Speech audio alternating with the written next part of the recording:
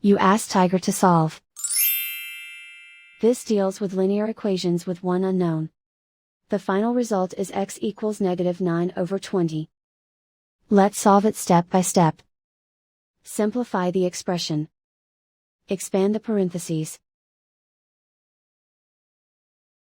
Simplify the arithmetic. Group all x terms on the left side of the equation. Subtract x from both sides.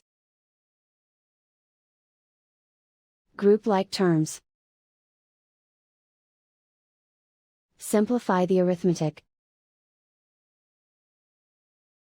Group like terms. Simplify the arithmetic. Group all constants on the right side of the equation.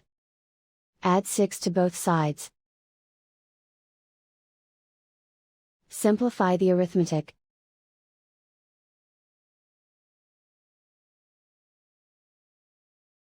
Isolate the x. Divide both sides by -20. Cancel out the negatives. Simplify the fraction. Move the negative sign from the denominator to the numerator. And so the final result is x equals -9/20.